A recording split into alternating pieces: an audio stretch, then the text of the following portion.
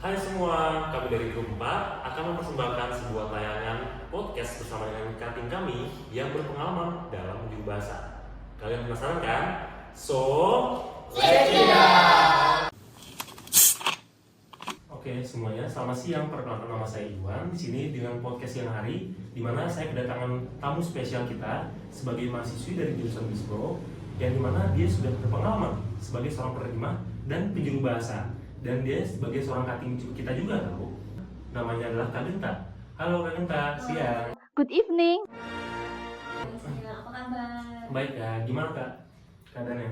Baik, alhamdulillah. Alhamdulillah baik ya. Oke, jadi Kak Genta ini kan terjun sebagai seorang penerjemah dan juru bahasa. Betul. Oke, mahasiswi ya. Betul. Dimana penjuru bahasa itu sendiri punya berapa gaya yang dalam penjuru bahasa itu sendiri? Mungkin ada simultan dan konsekutif ya. Simultan konsekutif. Ya. Iya. Jadi bisa dijelaskan dulu Kak, apa itu simultan dan konsekutif itu sendiri? Oke, mungkin secara singkatnya kalau simultan itu penjuru bahasa dan dilakukan secara real time.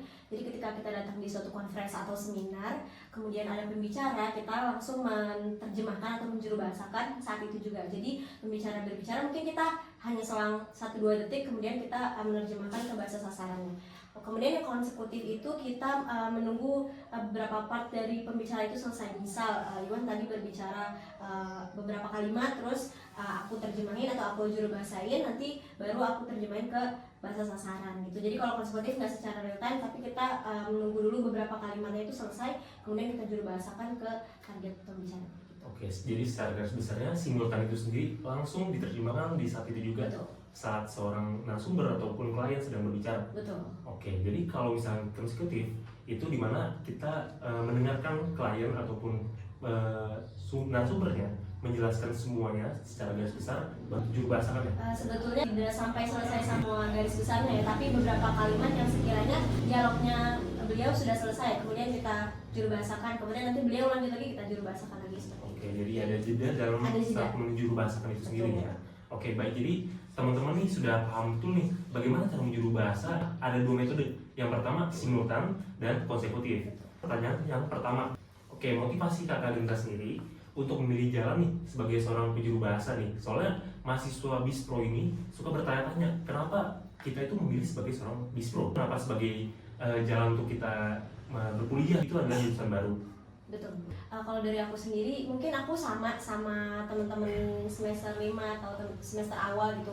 Kenapa sih kita masuk Bispro? Cuman ternyata by the time aku menemukan, oh ternyata di sini bisa mewadahi passion aku, yang dimana aku tuh suka banget public speaking. Jadi dengan aku yang suka public speaking, aku pernah jadi announcer, MC dan segala macam. Kemudian ketemu dengan penjuru bahasaan yang memang tidak hanya public speaking, tapi juga di situ ada ilmu menerjemahkannya, ada teknik-tekniknya kan. Kamu pasti pernah dengar juga ada teknik chunking dan lain sebagainya. Selain itu, menurut aku progres atau jenjang karirnya yang saat ini tuh aku masih belum paham apa sih itu interpreter gitu. Nah, menurut aku dengan minimnya orang yang tahu tentang interpreter itu sendiri, padahal itu adalah role yang sangat penting, itu jadi satu kesempatan besar untuk mahasiswa atau mahasiswi Bispro yang nanti lulus mau menjadi interpreter atau penjuru bahasa.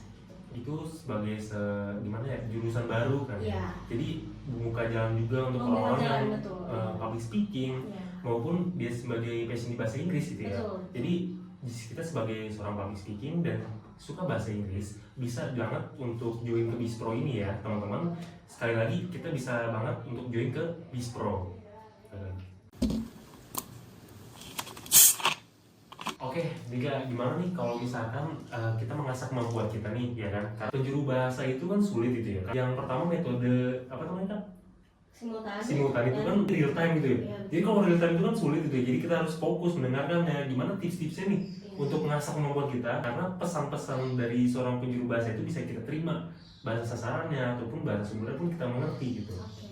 Kalau dari aku sendiri sih selalu ingat pesan Memi nanti ya, kalau sebelum menjuru bahasakan itu kita harus banyak research. Contoh supaya pesannya berterima itu pernah banget aku alamin, dimana hostnya, aku menjuru bahasakan seorang host berbicara jokes-jokesnya orang Indonesia lah gitu.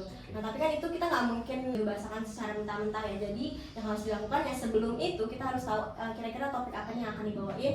Terus gimana sih kalau misalnya jokesnya orang Indo, terus supaya berterima di aku waktu itu bahasa Inggris ya. Bahasa Inggris tuh kayak gimana, kayak pasti ada lah jokes-jokes yang misal kita bilang gasken, terus di bahasa Inggris pasti ada gitu padanannya gitu, walaupun penerjemahannya itu nggak secara harfiah. gitu. Pertama sih research, kedua kita harus kenal budayanya. Kenapa harus kenal budayanya? Karena budaya itu terefleksi dari intonasi bicaranya, terus juga jokesnya, terus juga pemilihan kata-katanya gitu. Jadi memang untuk menjuru bahasakan ketika udah di tempat dan kita harus menjuru bahasakan, memang kita harus bawa persiapan yang banyak gitu sebelumnya gitu, bukan pada saat kita lagi menjuru bahasakan. Oke, berarti itu juga bisa dimasukkan sebagai tantangan juga ya. Betul. Sebagai seorang penjuru bahasa. Betul. Dimana dari kalikunya, karena Iya. kita harus mengerti dulu bahasa sumber kita nih, dari seorang sumber itu kita nggak bisa menebaknya ya. Kadang ada yang nggak ada di kamus, karena itu slang atau nggak Iya, jokes gimana gitu kan ya. Jadi kalau misalkan bagaimana nih cara kakak nih untuk mengatasi perbedaan budaya, karena budaya satu dan lain itu selalu berbeda ya. Iya. Jadi itu sulit juga untuk kita memahaminya gitu ya. Sebagai seorang penjuru bahasa pun gimana caranya? Oke, menurut aku yang paling penting itu wawasan yang luas, karena sebelum kita ketemu orang dengan budaya yang berbeda pasti kita harus tahu dulu kita akan bertemu orang seperti apa, budayanya kayak gimana, dan itu kan didapetin dari wawasan. Balik lagi ke riset tadi.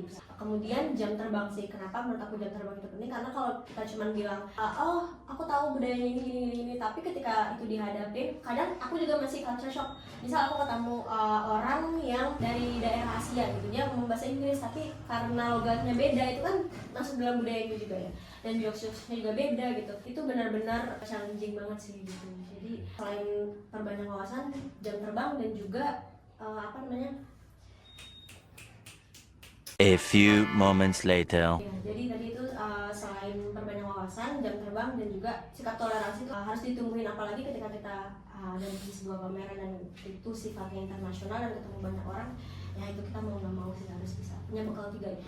Berarti poin pentingnya bekalan 3 tadi. Iya. Lalu ada juga nih yang paling saya highlight, yang pertama jam terbang. Iya, Yang pertama karena kita sebagai seorang penjuru bahasa yang profesional, betul. kita harus menanggapi gimana caranya orang-orang di luar sana yang budaya-budaya pun sebenarnya kita juru bahasa sendiri nih harus mengerti dulu nih, ya kan? Kita harus mempelajari narasumber kita dari mana, apa aja yang harus kita pelajari gitu kan. Jadi yang pertama jam terbang dan wawasan. Lalu apalagi tadi bisa diulangi? Sikap toleransi. Sikap toleransi.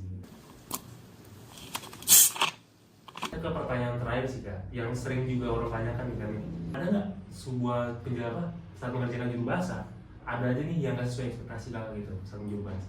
Oke, mungkin bukan lebih ke nggak sesuai ekspektasi, tapi lebih itu tantangan yang baru banget ya, karena ternyata kalau kita belajar di kelas, mau itu penjuru bahasa simultan ataupun konsekutif dengan di lapangan, itu beda banget.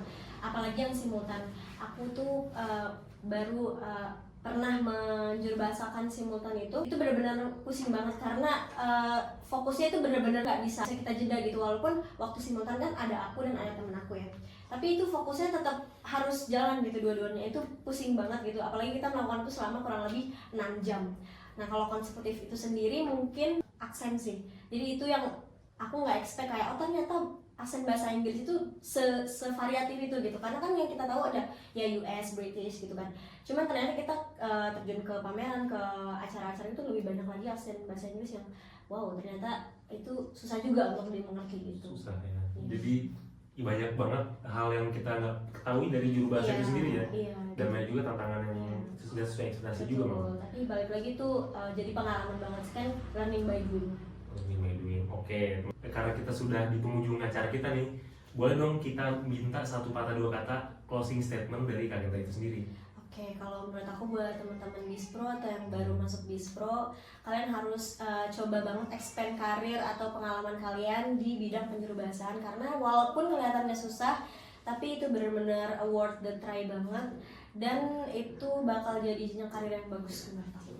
Oke, terima kasih Kak Genta atas Sama-sama. podcast yang hari ini. Ya, terima kasih. Ini sangat bagus banget dan mengedukasi kita sebagai mahasiswa Bispro. Oke, semuanya terima kasih. Terima kasih Kak Genta, dan see you mahasiswa di next pertemuan.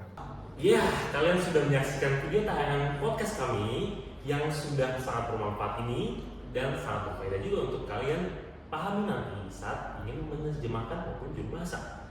Oke, kurang lebih mohon maaf. See you in the next video. Bye. Dah. Dah.